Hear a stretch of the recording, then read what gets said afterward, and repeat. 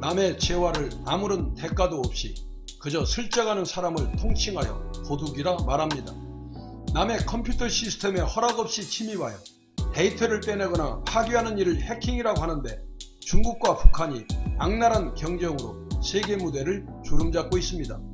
이러한 무리들을 한자로 후흑이라고 하는데, 면후와 심흑을 합성한 말로 뻔뻔함과 음흉함을 상징하는 단어입니다. 대표적 인물로 조조는 내가 남에게 버림을 받느니 차라리 내가 먼저 버리겠다고 했는데 이는 심흑 곧 음흉함에 해당되며, 유비는 어려운 일을 당할 때마다 상대를 붙잡고 대성통곡을 하여 자신의 뜻을 관찰한 것으로 유명한데, 이는 면후 곧 뻔뻔함에 해당됩니다.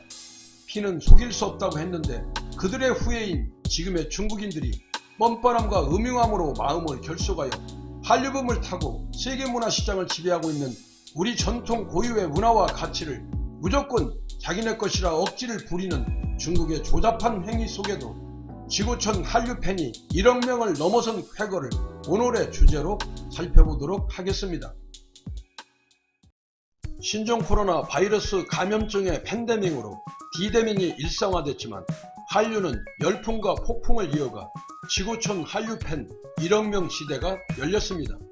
한국국제교류재단이 외교부와 함께 펴낸 2020 지구촌 현황에 따르면 2020년 9월 기준 전 세계 한류 동호회 수는 1835개, 한류팬 수는 1억 477만 7808명으로 사상 최초로 1억 명을 넘겼습니다.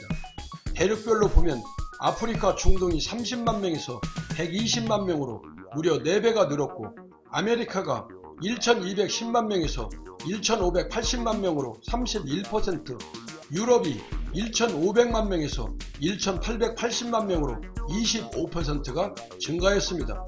국가별로는 러시아에서 407만 명이 늘어 가장 높은 증가폭을 보였고, 미국이 66만 명, 카나다 95만 명이 증가해 유럽과 미주 대륙이 한류팬 증가를 견인한 것으로 나타났습니다. 하지만 한류의 원조격인 아시아에서는 중국의 한한령과 일본의 한류 혐오감으로 성장이 감소한 것으로 안타까운 분석이 나오고 있습니다. 요례없는 팬데믹의 확산 가운데도 전방위적으로 약진한 한류의 저력 이후로는 다양한 플랫폼과 채널 특성에 맞게 체계적, 전략적으로 운영되는 전세계 동호회 활동들의 번역, 해석, 리액션, 커버댄스 등과 웹 환경에 최적화된 한국식 포맷을 창조하여 신한류 장르로 자리잡은 세계 최초 웹툰 플랫폼 등에도 힘입은 것으로 분석되고 있습니다. 특히 기생충의 아카데미 사관왕 쾌거, 킹덤 등 드라마의 흥행, 핑크퐁 등 어린이 캐릭터의 인기에 더불어 웹툰, 게임, 한식까지 미국 내 시장의 파이를 키워가고 있고, 브라질, 멕시코, 아르헨티나 등 중남미에서도 K-팝과 K-드라마를 중심으로 활발한 동호회 활동이 이어진 게 결정적 역할을 해준 것으로 평가되고 있습니다. 다른 나라 문화의 독창성을 도둑질해 마치 자기 것인 양 요용하는 절도 행위를 도용이라고 하는데, 중국이 김치, 한복, 아리랑, 심지어 판소리와 상추쌈까지 자기네 것이라 억지를 부리다 이젠 손흥민 선수까지 손오공 후예라고 떠들어대고 있습니다. 미국 프로농구 NBA의 전설인 농구왕제 마이클 조던의 이름을 써 장사를 하던 중국 스포츠 용품회사 차우단 스포츠가 성명권 침해 소송에서 패소하고도 계속 조던을 연상케 하는 현 상표를 쓰고 있는 게 중국인들입니다.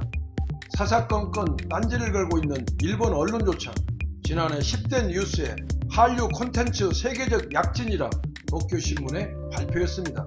뻔뻔함과 음흉함으로 중국이 우기고 억지를 부려도 세계 만방에 1억 송이 넘게 피어나고 있는 한류 열풍은 애국가 가사처럼 무궁화 삼천리 화려 강산 대한사람 대한화로 길이 보전할 것이라 확신 또 확신해봅니다.